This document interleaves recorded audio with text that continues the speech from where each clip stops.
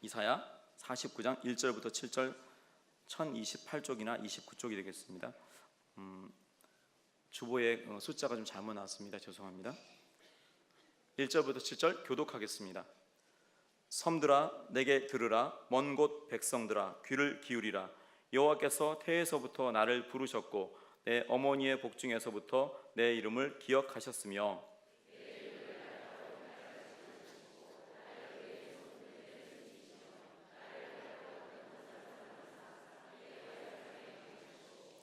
내게 이르시되 너는 나의 종이요 내 영광을 내 속에 나타낼 이스라엘이라 하셨느니라.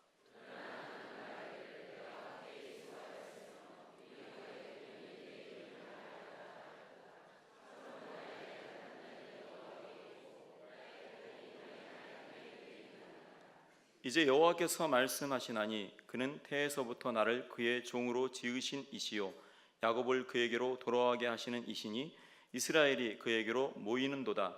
그러므로 내가 여호와 보시기에 영화롭게 되었으며 나의 하나님은 나의 힘이 되셨도다.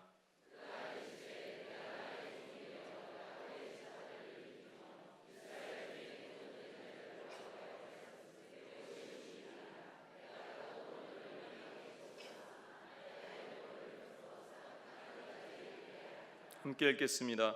이스라엘의 구속자, 이스라엘의 거룩한 이이신 여호와께서 사람에게 멸시를 당하는 자, 백성에게 미움을 받는 자, 관원들에게 종이 된 자에게 이같이 이르시되 왕들이 보고 일어서며 고관들이 경배하리니 이는 이스라엘의 거룩하신 이 신실하신 여호와 그가 너를 택하였음이니라. 아멘. 오늘 바탕이 되는 이사야의 오늘 말씀이 바로 부르심에 대한 얘기입니다. 하나님이 우리를 부르셨다. 그럼 우리는 행복한 자인 줄 믿습니다. 자, 그 부르심이 어떻게 우리에게 이 시대에도 말씀하고 계신지 함께 말씀을 나누기 원합니다. 이사야는요 66장인데 시대적 정황으로 본다면 세 부분으로 나눌 수가 있습니다. 39장까지는 이스라엘이 죄를 많이 지어가지고 북이스라엘이 아시리아에게 침략을 당하고 괴롭힘 당하던 시절, 그게 39장까지고요. 이때의 말씀은 강력한 심판의 메시지입니다. 두 번째 40장부터 55장, 오늘 본문이 섞여 있는 곳입니다. 이 말씀은 이제 바벨론 포로가 돼서 가 있는 상태입니다. 주전 6세기. 그래서 이스라엘 백성에 대한 회복의 말씀이 있습니다. 너희들 다시 돌아오게 할 것이고 너희가 누구인지를 계속 확인시켜주는 그런 위로와 회복의 말씀입니다. 자, 바벨론 침략으로 나라가 멸망했을 때 유대인들은요 세 부류가 존재했습니다. 그 팔레스타인 지역, 예루살렘 그 근처에 이스라엘 지역에 남아 있었던 사람, 애굽으로 피난 갔던 사람, 세 번째는 바벨론으로 끌려갔던 사람. 자, 모두가 고생을 다 했을 거고요. 모두가 신앙을 지키기 위해서 노력했을 거예요. 그런데 그 중에서도 그래도 제일 고생했을 사람들이 누구겠습니까? 포로로 끌려간 사람들. 아무거나 찍어도 괜찮습니다. 포로로 끌려간 사람들은요, 지금 유대 백성이 포로로 끌려갔다는 것이 저기 바벨론의 화려하고 세련된 문화 속에 많은 것을 누리는 좋은 선한 기회다, 이렇게 보여줄 것이 아닌 거예요. 지금은 포로로 끌려가 있고 나 자신의 정체성과 민족적인 정체성, 종교적인 정체성이 흔들리고 위협받는 시기를 지나간다는 뜻입니다. 어떤 일이 벌어집니까? 나름대로 노력합니다. 신앙을 지켜가기 위해서. 하지만 할 수 있는 것들이 없죠. 예전에 예루살렘에 있었던 성전이 무너졌어요. 완전히 이스라엘 백성이 멘붕이 되는 거죠. 하나님이 계신 곳인데 어떻게 무너졌는가. 포로로 가서도 수많은 시간 동안 고민했을 것입니다. 근데 인정하게 되죠. 아, 그래, 인정하자. 하지만 할 수 있는 것이 없죠. 번제물을 드리는 것도 아니고 제사 드리고 뭔가를 할 수 있는 것들이 없습니다. 절기를 지키는 것도 아니고. 그 가운데서 최소한의 종교활동을 가지고 개인과 가정과 또 끼리끼리 모인 공동체 안에서 그 신앙을 유지해 가는 것입니다. 하지만 너무 열악했을 것이고 또 점점 더 그 현실적인 문제들이 다가왔을 것입니다. 자, 유대 민족에게 바벨론 문화, 선진 문화를 접한다는 것이 꼭 좋은 것이 아니라고 제가 말씀드렸습니다. 문제들이 분명히 있습니다. 다음 세대들이요 모국어를 잃어버립니다. 우리가 미국에 아이들 7살, 8살 때 데리고 가면 10살 때 벌써 한국어를 잃어버리잖아요. 자, 바벨론 정치와 경제 세력들이 유대의 상류층, 포로로 데려간 사람들을 동화시켜가지고 그들이 유대 민족들을 자신의 그 문화 속으로 들어오도록 유도하는 장치로 쓰게 됩니다. 자, 종교적 순수성을 유지해보려는 노력들이 있음에도 불구하고 그 정체성을 잃어버릴 가능성들이 점점 높아지게 된다는 것입니다. 게다가 고대 근동 지방 그쪽 메소포타미아 지방에서는요, 전쟁을 할 때 이긴 나라가 진 나라를 군사력으로 이겼다는 생각 외에 뭐가 있었냐면 이긴 나라의 신이 진 나라의 신을 이겼다, 이런 개념들이 잡혀 있습니다. 이것이 아주 상식적인 생각입니다. 그러면 하나님이 지신 거예요. 이스라엘이 진 게 아니라. 그 바벨론 민족은요, 하나님을 그렇게 생각하는 겁니다. 그러니 여호와 하나님을 섬기는 것 외에 또 자신들이 섬기고 있는 마르둑이라는 신을 함께 섬기자고 혼합 종교로 그 민족들을 강요하게 되는 것입니다. 자, 이런 시대적 상황을 겪고 있는 이스라엘 백성의 그 지금 모습이 결코 낯설지 않은 것은요, 우리가 바로 겪고 있는 이 시대의 모습이 여기에 바로 오버랩되기 때문입니다. 자, 교회 문화는요, 고리타분하고 세상에 세련되고 화려한 문화는 우리의 정신을 쏙 빼놓습니다. 우리의 자녀들, 다음 세대는요, 성경적인 언어를 잃어버리고 있고요, 또 신앙적인 모국어를 빼앗기고 있습니다. 세상 종교와 문화는 자본과 권력과 시대의 흐름을 핑계삼아 구실삼아 우리를 그 문화 속으로 동화시키려고 노력하고 있습니다. 세상에서의 성도의 삶이 잘 안 되고 성도로서의 삶이 무너질 때 그것은요, 그 성도를 지키고 있는 하나님이 힘이 없다는 증거가 되어버립니다. 세상 사람들이 하나님을 우습게 보는 것입니다. 그나마 그들이 배려하고 열린 마음으로 우리에게 얘기하는 것이 무엇이냐면, 그래, 그러면 하나님도 믿고 부처도 믿고 알라도 함께 섬기자. 나름대로 그들은 우리를 배려하면서 이렇게 끌고 가는 것입니다. 이것이 바로 2600년 여전의 그 모습과 아무것도 바뀌지 않은 거의 똑같은, 오히려 더 심한 모습이라고 할 수 있습니다. 이에 본문 속의 선지자는요, 지금 나라가 망하고 포로로 잡혀있는 그 백성들의 상황을 바라보면서 그들에게 지금 얘기합니다. 내가 누구인지, 너희가 누구인지, 우리가 누구인지 확인해 봅시다. 그리고 세대를 초월해서 우리에게 변함없는 사명을 주신 그 하나님의 뜻을 헤아리면서 다시 일어나서 힘을 냅시다 하고 요청하는 것입니다. 그것이 오늘 본문 49장 초반부의 말씀입니다. 그리고 이것은요, 이 시대에 이스라엘로 부르신 우리에게도 여전한 울림과 또 도전으로 다가오게 됩니다. 이 시간 이 선지자의 음성이 이 시대의 또 다른 선지자로 불러주신 여러분, 부름받은 여러분, 그리고 또 남겨진 이스라엘로 부름받은 우리 모두에게 강력하게 공감되어져서 전달되기를 주님의 이름으로 축복합니다. 자, 어떤 요청이 있냐면요, 세 가지로 제가 한번 나눠봤습니다. 첫 번째입니다. 저를 따라해 주십시오. 부르심의 목적을 기억하라. 자, 그럼 제목이 뭔지는 아십니까? 제목은 무엇입니까? 이방의 빛으로 부름받은 인생입니다. 그 가운데 첫 번째를 가겠습니다. 자, 1절을 함께 읽으며 진행해 보겠습니다. 섬들아 내게 들으라, 먼 곳 백성들아 귀를 기울이라. 여호와께서 태에서부터 나를 부르셨고 내 어머니의 복중에서부터 내 이름을 기억하셨으며. 아멘. 보통요, 성경을 얘기할 때 선지자들이 하나님이 선지자들에게 1대1로 말씀하시는 경우가 많고요, 아니면 선지자들이 이스라엘 백성에게 얘기하는 게 많습니다. 근데 오늘 좀 특별합니다. 선지자가 하나님의 말씀을 받아가지고 섬들에게 얘기합니다. 청자가 섬들입니다. 섬들아, 무슨 뜻입니까? 모든 민족과 열방, 모든 나라들이 들어야 될, 모든 세계가 들어야 될 말씀이라는 뜻입니다.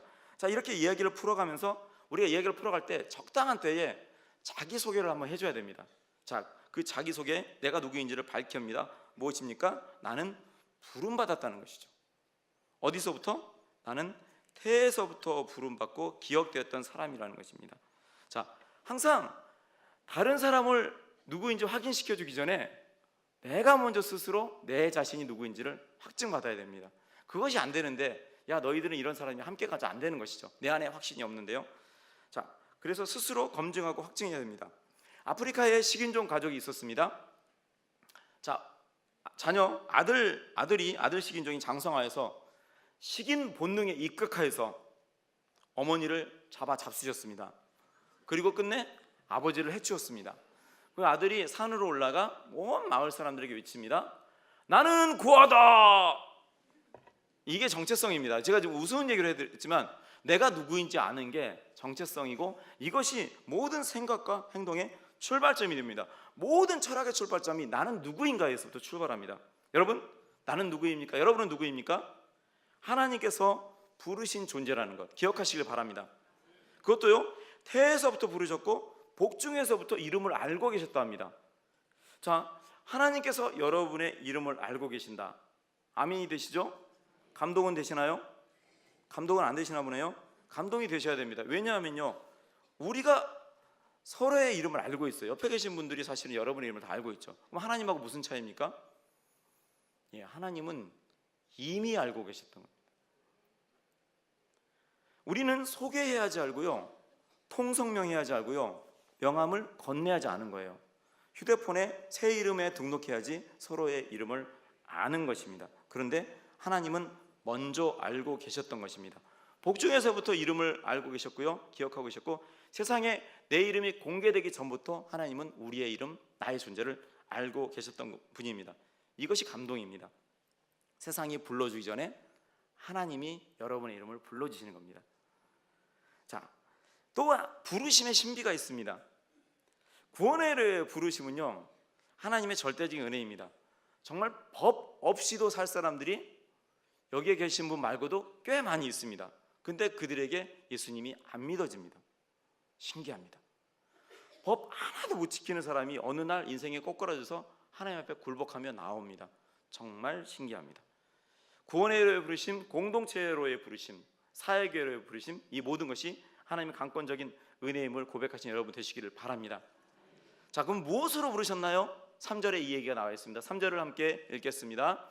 내게 이르시되 너는 나의 종이요 내 영광을 내 속에 나타낼 이스라엘이라 하셨느니라. 아멘. 자, 무엇으로 부르셨습니까? 너는 나의 종, 하나님의 종으로 우리를 부르셨습니다. 감사하시길 바랍니다. 우리는요, 세계 최고의 주인을 모시는 종으로 부름받은 존재입니다. 자, 그러면요, 또 무엇을 위해 부르셨나? 우리는 무엇을 위한 종입니까? 보니까요, 하나님의 영광을 내 속에 나타낼 존재로 부르심을 받았다는 겁니다. 그것이 우리가 종으로서 감당해야 될 일이라는 것입니다. 여러분, 하나님의 영광이 여러분의 삶 속에서 나타나기를 축복합니다. 언어와 행실에서, 사역에서 하나님의 임재와 영광이 드러나기를 주님의 이름으로 소망합니다. 여러분, 부르신 자의 뜻에 맞춰서 움직이는 종이 훌륭한 종입니다. 그 종이 탁월한 일꾼입니다. 부르신 분의 부르심에 맞춰 사시는, 합당하게 사시는 여러분 되시기를 바랍니다. 근데 하나님은요, 이렇게 자신의 영광을 드러내는 종을 불러주놓고 준비시켜 가십니다. 어떻게 준비시켜 가시냐면요, 그것이 2절에 나와 있습니다. 2절을 함께 읽겠습니다. 내 입을 날카로운 칼같이 만드시고 나를 그의 손 그늘에 숨기시며 나를 갈고 닦은 화살로 만드사 그의 화살통에 감추시고. 자, 일단은 첫 번째는요, 어떻게 준비시키냐면 여호와의 대사로서 준비시키십니다. 무슨 말입니까?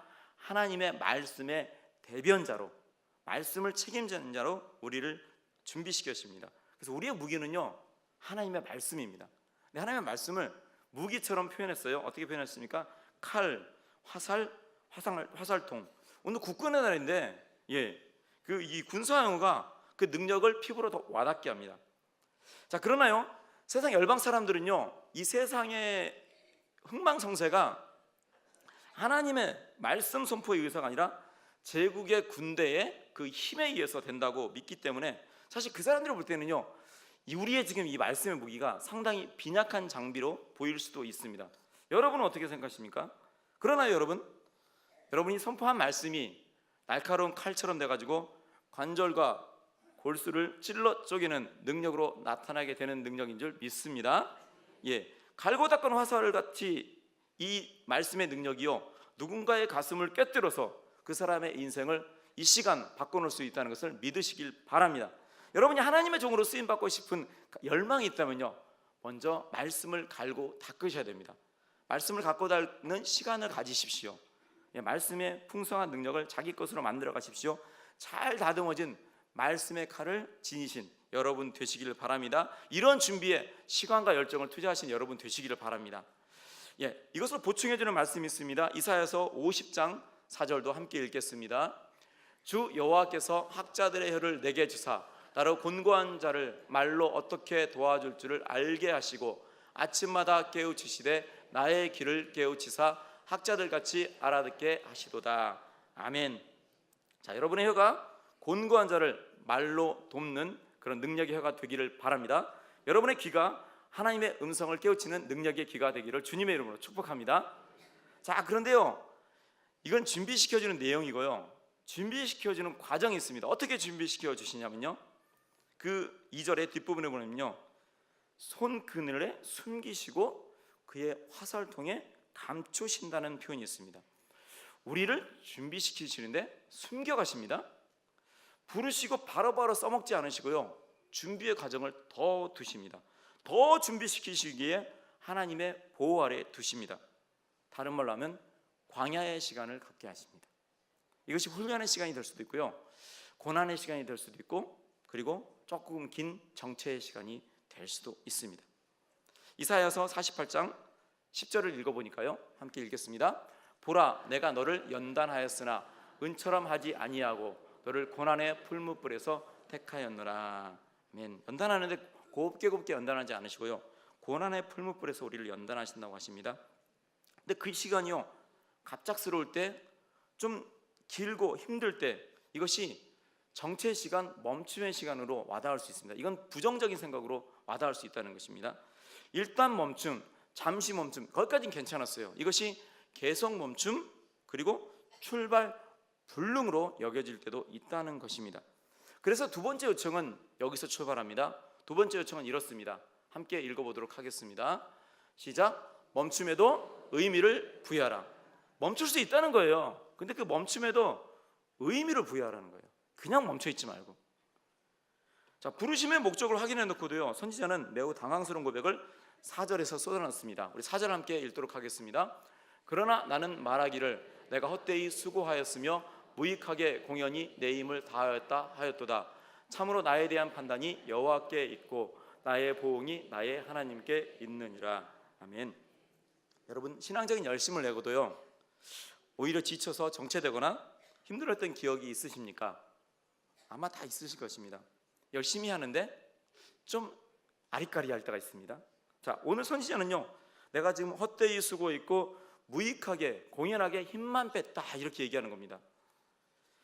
참 난감한 상황입니다. 하나님의 직분을 지금 수행한 결과가 오히려 위축되어 있고요, 아마도 백성들이 상당히 그의 선지자의 말씀에 대해서 반감을 가지고 또 대항하지 않았나, 이런 생각을 하게 됩니다. 하나님께서 친히 격려하시고 좀 위로하시고 소명을 확인시켜 주심에도 불구하고 지치는 때가 있습니다. 열심히 했는데 생각만큼의 효과가 안 날 때 있습니다. 이 정도 되면은 어떤 열매가 있어야 되는데, 이 정도 단계 되면 뭐가 나타나야 되는데, 내가 생각했던 그 시점과 타이밍에 뭔가 나타나지 않을 때 우리는요, 맨 처음으로 돌아가서 나는 지금 이 길을 제대로 가고 있는 것인가, 내가 잘 출발했던가를 다시 진지한 고민을 하면서 질문을 던지게 됩니다. 그때 다리에 힘이 빠지고요, 내 힘으로는 아무것도 할 수 없는 존재라는 것을 깨닫게 됩니다. 무기력해집니다. 이것이 바로 하나님 앞에서 열심히 품었다가 이세벨에게 쫓겨가지고 저 광야에 가서 로뎀 나무 아래에서 하나님, 저는 충분합니다, 이제 저를 죽여주십시오 했던 그 엘리야의 심정인 것입니다. 그런데요, 이 광야가라는 시간, 우리가 빨리 지나가고 싶고 피하고도 싶고 별로 달갑지 않은 이 시간들, 이 광야라는 것이요, 히브리어로 말씀이라는 히브리어와 어원이 똑같다는 것을 여러분 혹시 알고 계십니까? 광야라는 히브리어하고 말씀이라는 히브리어가 똑같은 어원에서 출발합니다. 자, 광야는요, 히브리어 단어로는 미드바르라고 합니다. 민수기를 히브리어로 말하면요, 광야에서라는 해석을 붙일 수 있습니다. 그래서 이거를 베미드바르라고 합니다. 베미드바르. 자, 하나님께서는요, 여기서 종노릇하던 이스라엘 백성을 딱 끄집어내시고요, 바로 가나안으로 직행하셨으면 좋겠는데 좀 돌아가지고 광야에서 시간을 갖게 하십니다. 광야는요, 아무것도 없는 곳입니다. 먹을 것도 마실 것도 일할 것도 없고요, 사람이 살 수 없는 땅입니다. 왜 광야로 근데 하나님은 인도하셨을까요? 그 질문을 가지니까 이스라엘 백성이 탄식을 하면서 하나님 앞에 빈정됩니다. 하나님, 광야에서 식탁을 베풀 수 있으십니까? 빈정됩니다. 그러나 오늘 여기에 정답이 있습니다. 하나님께서 우리를 광야로 인도하시는 의미는요, 그 광야 속에 우리가 알지 못하는 뜻이 있기 때문입니다. 광야의 히브리식 의미는요, 무엇이냐면 물과 문과 집과 지도자라는 뜻입니다. 가장 좋은 것이 가장 없다고 생각하는 광야에 사실은 들어 있었던 것입니다. 여러분, 광야에 물이 있습니다. 반석을 치니까 생수가 나고요. 예수님께서 이 물을 마시는 자마다 우리 요한복음에서 영생을 얻게 될 것이라고, 영원히 목마르지 않으리라고 말씀하십니다. 광야에 문이 있습니다. 그 문은요, 협착해서 찾는 이가 적지만 생명으로 인도하는 문이 됩니다. 광야에 집이 있습니다. 하나님을 만나는 집, 성전이 있습니다. 회막에서 모세가 하나님과 대화하면서 하나님을 만납니다. 그 만나주신 하나님이, 예수님이 우리 인생의 놀라운 지도자가 되어주십니다. 광야에 있을 것이 다 있었습니다. 우리는 사실은 알고 있었죠. 그런데 광야는 불평하는 자리로만 우리가 남겼던 것입니다. 여러분, 그래서 하나님은요, 우리를 살리시려고 광야로 부르시고 그곳에서 우리를 양육해 가시는 것입니다. 자, 이 미드바르가요, 광야 미드바르가 어디서 나온 단어냐면 바로 말씀이라는 다바르에서 출발했습니다. 참 신기하죠? 다바르가 말씀이라는 뜻을 갖고 있는데요, 이게 무슨 의미입니까? 광야에서 우리가 많은 일을 할 수 있는데요, 그 중에서 가장 첫 번째 해야 될 중요한 일이 무엇이라는 것입니까? 하나님 말씀을 들어야 한다는 것입니다. 광야의 시간 속에서 다른 거 하느라고 하나님 말씀 못 듣고 있으면 그 광야는 아무 소용이 없다는 것입니다. 의미가 없다는 것입니다. 또 하나 더 신기한 것은요, 지성소라는 히브리 언어가요, 드바르라는 말인데 이것이 역시 또 다바르와 연결됩니다. 정말 신기하죠? 자, 결국 광야는요, 하나님의 임재의 장소인과 동시에 하나님의 말씀을 듣는 자리가 되는 것입니다. 여러분, 광야를 즐길 수 있기를 바랍니다. 우리가 척박한 광야의 여정에서 물과 음식을 공급받는 것, 하나님의 은혜입니다. 없어가지고 모자람과 부족함을 채워달라고 기도함으로 하나님이 채우시는 것 역시 은혜입니다. 그러나 그보다 더 큰 은혜는요, 하나님의 말씀이 광야에서 들리는 것입니다. 우리 인생 자체가 다 광야의 여정이지만 특별히 남모를 고통과 어려움으로, 그리고 인생의 정체성에 혼란을 겪는 그런 시기, 그 광야의 여정 속에 있을 때에 꼭 그 시간 가운데 그 자리 속에서만 들려질 수 있는 하나님의 말씀을 들을 수 있다는 것, 그것이 복이라는 것입니다. 그런 은혜가 있기를, 여러분에게 그런 은혜가 있기를 주님의 이름으로 축복합니다. 그래서 미드바르 광야로 인도하시는 하나님께서 오늘 여러분에게 다바르 말씀하기를 원하시고 그것을 듣기 원하신다는 것, 그것을 믿음으로 받아들이시기를 바라고요. 미드바르 광야에서 다바르 말씀을 들을 수 있다면, 미드바르는요, 정체와 저주가 아닌 축복의 장소로 여러분 가운데 임하게 될 줄 믿으시길 바랍니다. 자, 세 번째입니다. 자, 그럼 이것으로 끝나는 것이 아니고요, 우리에게 마지막 요청이 말씀이 있습니다. 우리 3번을 한번 보면서 읽어보도록 하겠습니다. 시작. 다시 일어나라, 떠나라.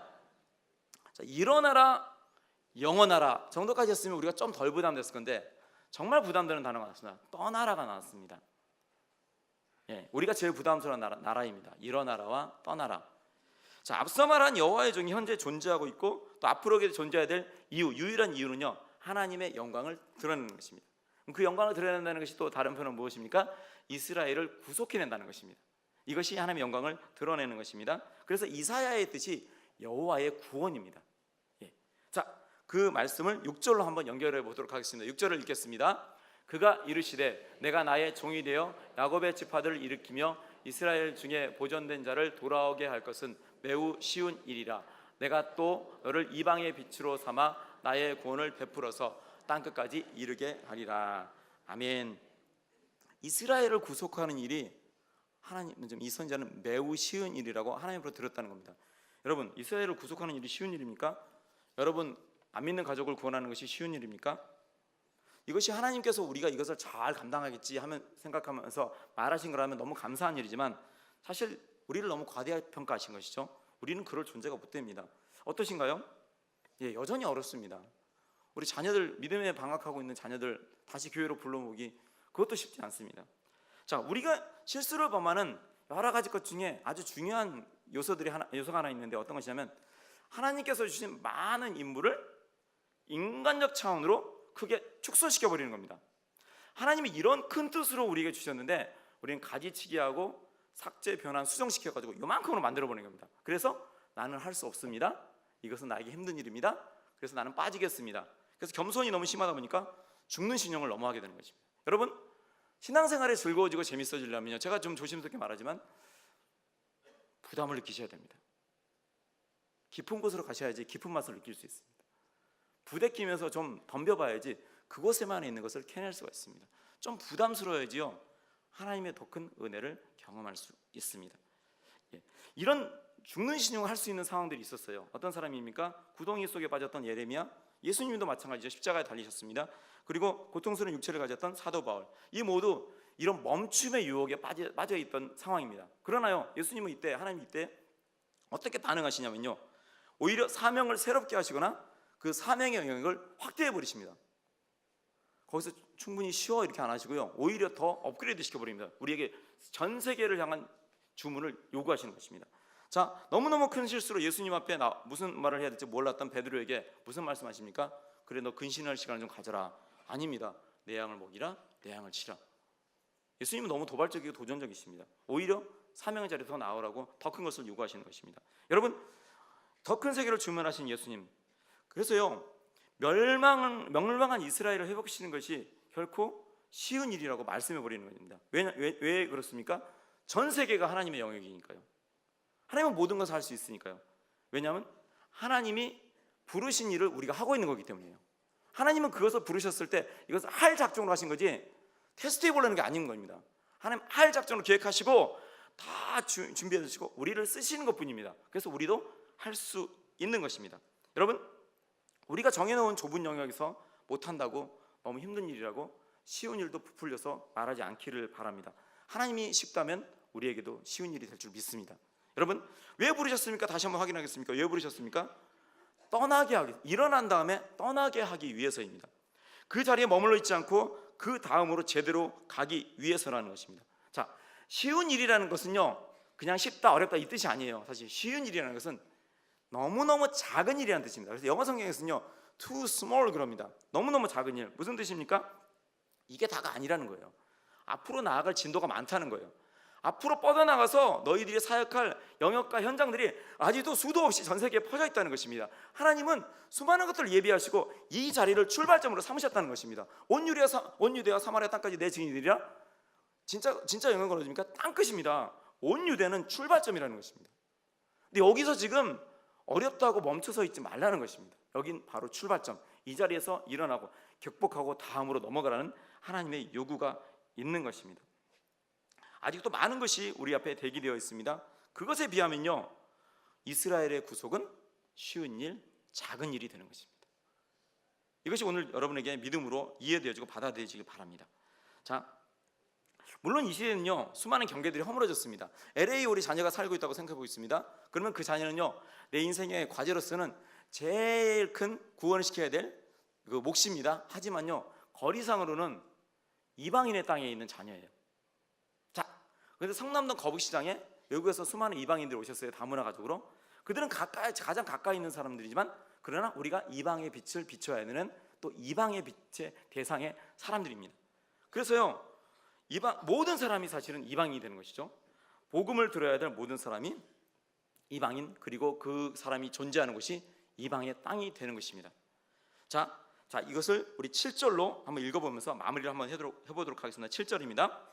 이스라엘의 구속자, 이스라엘의 거룩한 이이신 여호와께서 사람에게 멸신을 당하는 자, 백성에게 미움을 받는 자, 관원들에게 종이 된 자에게 이같이 이르시되 왕들이 보고 일어서며 고관들이 경배하리니 이는 이스라엘의 거룩하신 이 신실하신 여호와 그가 너를 택하였음이니라.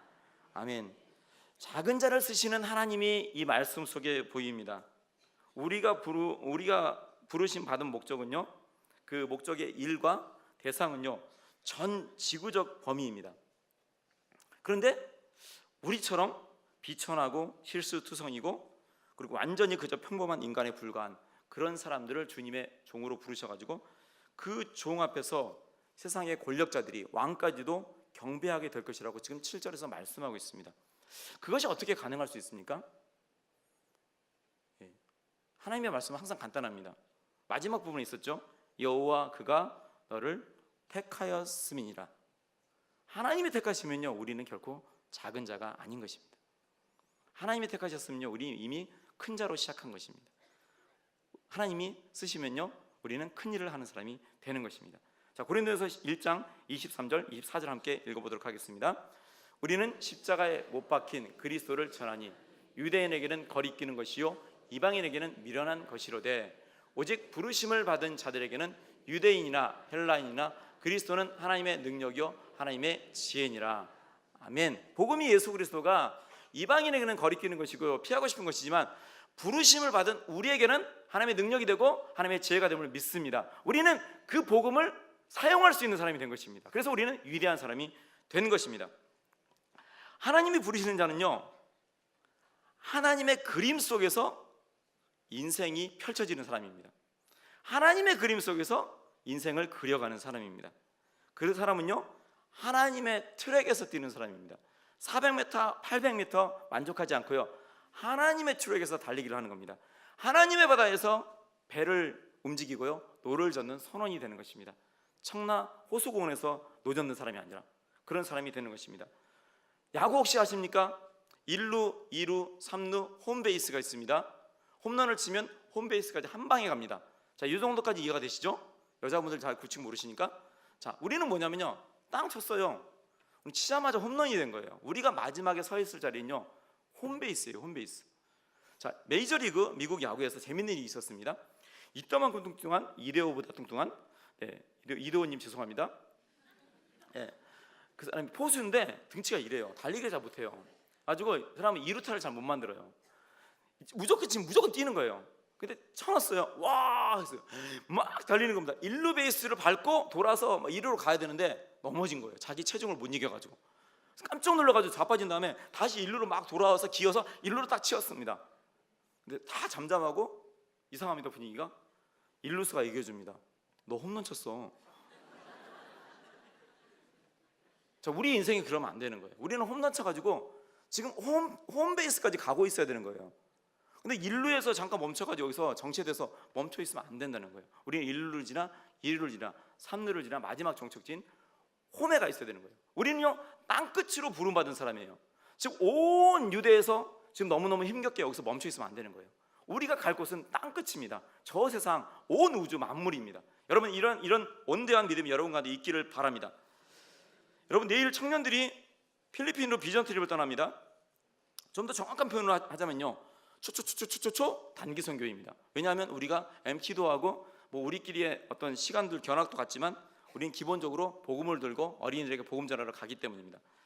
여기 잠시 몇 개월 전에 핵가닥 이성을 잃고 필리핀에 가겠다고 5개월, 6개월 전에 작정한 20명의 청년들이 있습니다.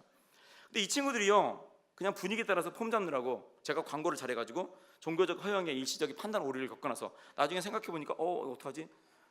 취소하려니까 비행기 다 끊었다 그래서 취소를 못한 그런 사람들이 아닙니다. 결코 시간과 돈이 남아서 좋은 경험 한번 해보자고 자원한 사람들이 아닙니다. 좋은 경험 하자면요, 이 돈이면요 수두룩하게 할 수 있어요.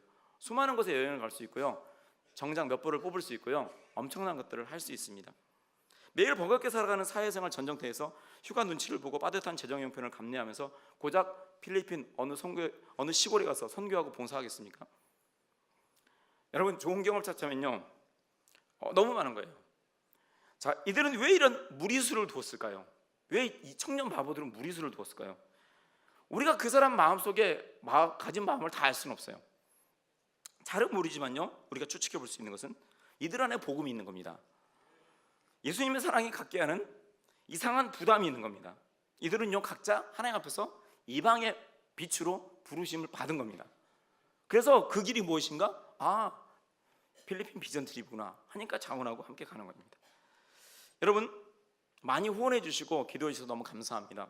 어느 성도님이 다니는 기업에서는 또 상당한 액수를 후원해 주셔서 저희가 함께 눈물을 흘리고 감사했습니다. 자, 다시 생각합니다. 왜 우리는 부름받았습니까? 떠나기 위해서입니다. 그 자리에 머물러 있지 않고 그 다음으로 제대로 가기 위해서입니다. 제가 보험도 좀 해봤습니다. 보험은요, 사람을 만나야 됩니다. 사무실에서 앉아서 책 보면서 연구하고 컴퓨터 검색하고 있으면요, 아무것도 할 수 없습니다. 사람을 만나기 위해서 그 자리에서 일어나서요, 자리를 떠나야 되는 겁니다. 누군가에게로 가야 되는 것입니다. 그래야지 보험이 이루어집니다. 복음을 전하는 일, 이방의 빛이 되는 길, 이 자리에서 머물러 있어가지고는 되지 않습니다. 일어나서 그 누군가에게, 복음이 필요한 누군가에게 가야 되는 것입니다. 여러분, 이방의 빛으로 지금의 이 자리에서 일어나 다음 목적지인 그 누군가를 향해 떠나는 용기가 여러분 가운데 있기를 바랍니다. 여러분, 신앙생활이 좀 부담스러워야 됩니다. 그래야 재밌습니다. 교회 안에서 아웅다웅 오순도순 너무 좋죠. 그러나 그 행복을 뛰어넘어서 누군가에게로 나아갈 수 있기를 바랍니다. 추석 연휴도 행복하게 만나시고 사랑을 베푸시고 또 복음을 전하는 자리가 되어지길 바랍니다.